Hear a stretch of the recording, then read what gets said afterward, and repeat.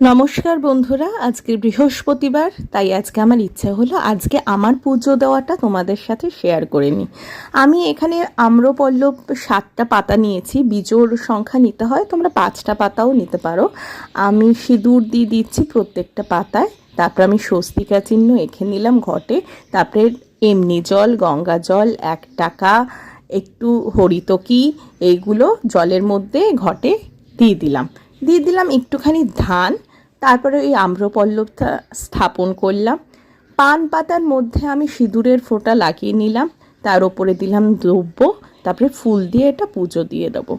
আমার গাছের বাগানের ফুলও এই নিচে আছে, আজকে যা যা ফুটেছিল সেইগুলো দিয়ে ধান আর দ্রব্য দিয়ে আমি পুজো দেবো। আর এই হচ্ছে আমার সমস্ত পুজোর সামগ্রী। প্রথমেই আমি গণেশ ঠাকুরকে পুজো দিয়ে নিচ্ছি। গণেশ ঠাকুরের গলায় একটা বেল ফুলের মালা দিয়ে দিলাম। আর গণেশ ঠাকুরের প্রিয় ফুল কিন্তু লাল জবা ফুল বা যে কোনো রঙেরই লাল ফুল। তারপরে আমি লক্ষ্মী ঠাকুরকে পুজো দিয়ে দিলাম। আমি বেল ফুলের মালা তার গলায় দিলাম।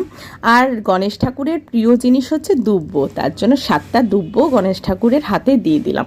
আর যেহেতু জবা ছিল না, তার জন্য একটা লাল ফুল চরণে দিলাম, আর লক্ষ্মী ঠাকুরকে একটা হলুদ ফুল অর্পণ করলাম।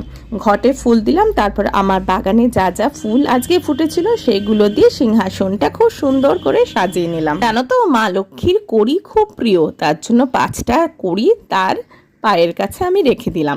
এরপরেই আমি গণেশ ঠাকুরকে ভোগ অর্পণ করব। তোমরা সবাই জানো গণেশ ঠাকুরের প্রিয় ভোগ হচ্ছে লাড্ডু, তাই তাকে লাড্ডু দিলাম। মা লক্ষ্মীকে সাদা সন্দেশ দিলাম। তারপর আমি একটুখানি আরতি করে নিচ্ছি প্রদীপ দিয়ে। আমার পুজো মোটামুটি শেষ। তারপর প্রণাম করে আমার পুজো শেষ করলাম। সবাই ভালো থেকো, টাটা।